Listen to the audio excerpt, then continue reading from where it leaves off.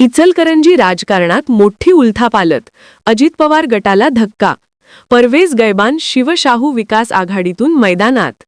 इचलकरंजी महानगरपालिकेच्या आगामी निवडणुकीच्या पार्श्वभूमीवर शहराच्या राजकारणात मोठी खळबळ उडाली आहे.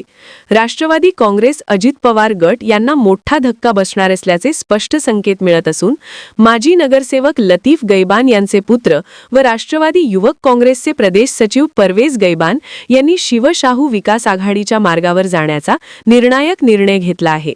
विश्वसनीय सूत्रांकडून मिळालेल्या माहितीनुसार परवेज गैबान हे शिवशाहू विकास आघाडीच्या माध्यमातूनच महानगरपालिकेची निवडणूक लढवणार असून लवकरच याबाबत अधिकृत घोषणा होण्याची शक्यता आहे. त्यामुळे राष्ट्रवादीतील जांभळे गटाला हा मोठा धक्का मानला जात आहे. विशेष म्हणजे केवळ परवेज गैबानच नव्हे तर उमेदवारी जाहीर होण्यास होत असलेल्या विलंबामुळे राष्ट्रवादीतील आणखी काही कार्यकर्ते व इच्छुकांनी शिवशाहू विकास आघाडीत प्रवेश करण्याचा निर्णय घेतल्याची चर्चा जोरात सुरू आहे. उमेदवारी निश्चित न झाल्याने नाराज झालेले कार्यकर्ते पर्यायी राजकीय वाटा शोधत असल्याचे चित्र आहे.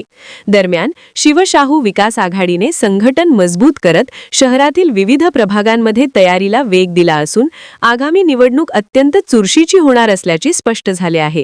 या घडामोडींमुळे इचलकरंजीच्या राजकारणात पुढील काही दिवसात आणखी मोठे बदल पाहायला मिळण्याची शक्यता आहे. वसुंधरा शक्ती न्यूजसाठी पत्रकार विजय तोडकर. चॅनेलला सबस्क्राइब करा आणि